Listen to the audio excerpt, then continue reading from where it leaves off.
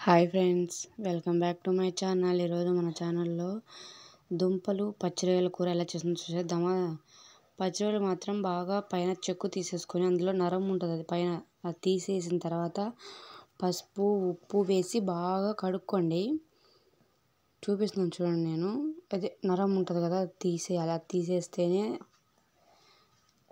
లేదండి తీసేయకుండా తినకూడదు రొయ్యలు అనేటివి, పచ్చి రొయ్యలు. ఇప్పుడు స్టవ్ ఆన్ చేసి స్టవ్ పైన పెట్టామంటే అవి రంగు మారిపోతాయండి. చూడండి ఏ కలర్లోకి వచ్చేసాయో. కొద్దిసేపు బాగా ఉడకనివ్వండి వాటిని. నీళ్ళు ఏమి వేయొద్దు, అందులోనే నీరు వచ్చేసిద్ది. కొంచెం పసుపు ఉప్పు కారం వేసి వాటినే మొత్తం ఆ నీరంతా ఇంకిపోయేంత వరకు వేగనివ్వండి. ఉడికిపోతాయి అన్నమాట. ఇట్లా చేసుకుంటేనే రొయ్యల్లో ఏవైనా వేసి వండుకోవచ్చు అండి. రొయ్యలు దుంపలు వేసి వండాము మేము. మళ్ళీ పక్కన ఒక దాగ పెట్టుకొని అందులో నూనె, ఉల్లిపాయలు, పచ్చిమిరపకాయలు, కరివేపాకు వేసి కొద్దిసేపు అట్టొన్నిచ్చి మళ్ళీ వెంటనే ఈ రొయ్యలు కూడా వేసేసుకోండి.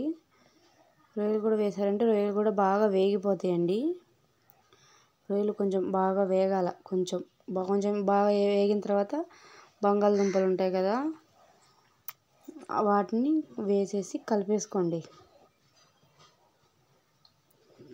కలిపిన తర్వాత కొంచెం పసుపు వేయండి. కొంచెం అంటే కొంచెమే, అదిగోండి కొంచెమే. మీరు మా వంటలు ఇంట్లో ట్రై చేయండి, చాలా బాగుంటాయండి. కొంచెం ఉప్పు కొంచెం కారము వేసేసి బాగా కలిపేసుకొని కొంచెం నీళ్ళు పోసేసి, ఎక్కువ పోయొద్దండి నీళ్ళు, కొంచెమే. మరీ పులుసు ఎక్కువగా ఉన్నా బాగోదండి. దుంపలు ఉడికేమైనా పోసుకోవాలి నీళ్ళు. తర్వాత కొంచెం బాగా ఉడికిన తర్వాత అల్లం వెల్లుల్లి పేస్ట్ వేసి ఇంకా కొద్దిసేపు ఉడకనివ్వండి.